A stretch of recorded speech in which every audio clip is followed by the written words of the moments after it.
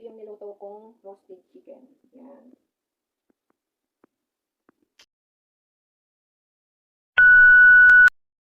May isang buo ako ditong manok. Yan, lilinisin ko yan. Then, lulutuin ko yan ngayon. Roasted chicken. Bali, itong recipe na ito, may napanood ako nito sa Facebook na ginawa niya. So, ngayon, gagayahin ko yun. Ayan. Dahil nga wala akong taga-video, so, ikakat ko muna siya. Then, papakita ko kapag tapos na. So, ayan, may head pa siya. Then, may paa. Tatanggalin ko yan. Ito, natanggal ko na nga pala ito. Yung puwit niya. Natanggal ko na. Tsaka may tabayan dito. Yan, may tabayan dito. Tinanggal ko na rin. Ayan, nakat na siya. Yung head, tsaka yung paa niya, tinanggal ko yan. Ayan. Ngayon, nilinis ko siya ng asin. Yan. Nilinisin. Lagyan ko na siya ng asin. Nadagdagan ko ulit. Alam naman ito ng karamihan. Yung ganito maglinis ng isda. Ay, ng ano ba ito? Manok. Yung nakakapanood kayo ng ibang video, ganito ang ginagawa ko. Mas madali maalis yung lansa.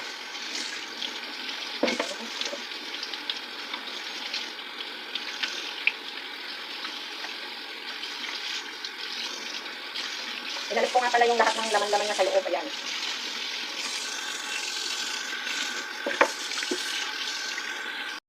So, ayan na nga. Nalinis ko na siya.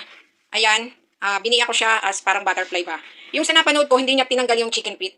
Yung paaba niya. Pero ako tinanggal ko dahil kapag roasted, hindi naman niya napapakinabangan. Ngayon dati na ako nagluluto ng roasted, pero ito ibang recipe. So, salamat sa iyo sa nag-share ng video. Nakalimutan ko kasi kung sino yun, pero natandaan ko lang yung ingredients na ginamit niya. So, ngayon, ayan, idadry ko siya ng tissue. Ayan. Yung mga sa loob niyan, inalis ko na lahat dahil ayaw naman nila pati yung mga taba-taba, kinap ko na rin. Yan, pagkatapos kong i-dry, ngayon ilalagay ko dito sa pinggan. Yan, dyan muna siya. Then, gagawa ako nung ilalagay natin dyan sa ibabaw niyan. Meron dito akong 5 star anise. Actually, parang 4.5 lang yan dahil nga medyo maliliit. Kaya ginawa ko ay 5 ba yan o 4.5. Pero maliit lang ito eh. So, ayan, ang gagawin ko dyan, dudurugin ko yan. So, ayan, ilalagay ko dito sa plastic para mas madali na madurog. Ayan. Sa plastic na. So, ngayon, may pamukpok ako dito. Ayan. Pati yung plastic na bubutas. Kailangan anong pinong-pin. Ayan o.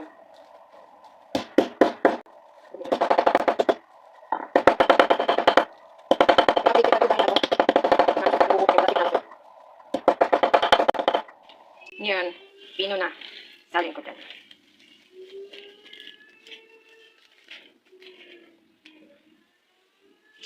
So, ito na nga. Ayan, durog na.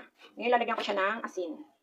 Ito yung tiis ko na medyo malaki-laki. So, isa lang. May bilagyan ko ng isa't kalahati. Kasi first time ko itong gagawin. So, ayan.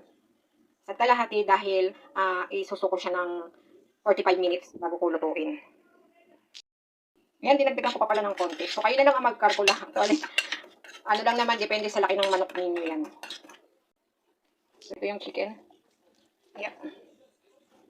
Ngayon, ilalagay ko yan dyan lahat sa ibabaw. Ganyan. Yan. Ito, pati yung mga ilalim, mamasage yan. Yan. So, ayan.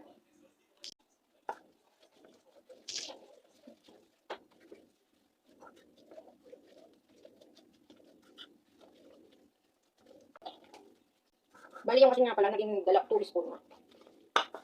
Kasi feeling ko ano eh, hindi siya kakasya, parang naparang. So, dinagdagan ko.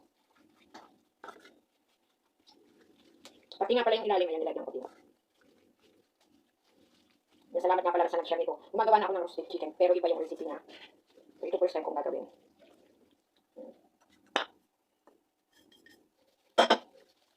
Ayan, okay na siya.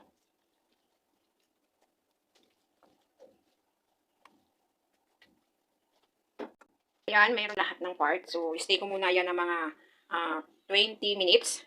15 to 20 minutes din saka ko lulutuin. Dahil nga yung asin na inilagay ko, kunti lang naman, baka matabang. Yung sa napanood ko kasi maraming asin din, direct niluto niya. So, ito isusuko muna siya.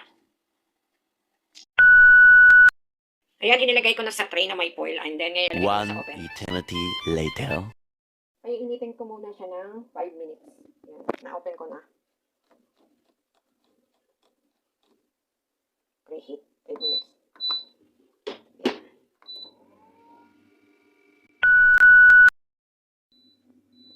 Ayan, tapos na yung preheat. Ayan, ilalagay ko na. May grease naman ito guys. Ayan, oh. Pwede naman diyang ilagay. Pero ako ayaw ko. Hindi ko yan ginagamit. Ayan. Nilagay ko sa tray para mas madali. Mas okay. Ayan. Mas madaling kukain. Yung oil niya, hindi na kukulong. Pero pag doon ko ginagamit sa grills, nilagyan ko sa ilalim nito para hindi nakakalat yung oil. So, ayan.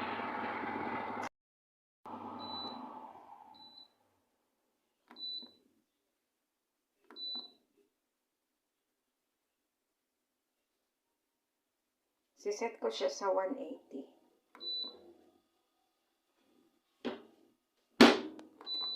A few moments later. Tapos na yan ang 30 minutes. Ang gagawin ko, babalik na rin ko naman. Ililipat ko sa grill.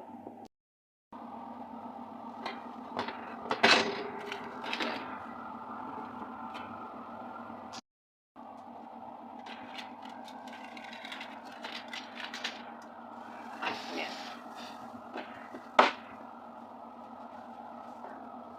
Siyempre, ilalagyan ko sa ilalim nito. Ayan. And then, ayan. Ganyan siya. Yan, ito naman kabila.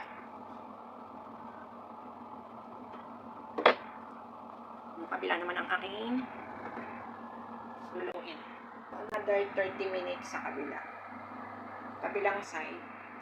Ayan. Okay na. So, ayan. Then, ang gagawin ko is slice ko na yan. Pero, wait. Pabalik ka rin ko. Yan. Yan. Kung tayo kakain yan, pwede lang isa ng ganyan. Pero, since na siya isang kakain.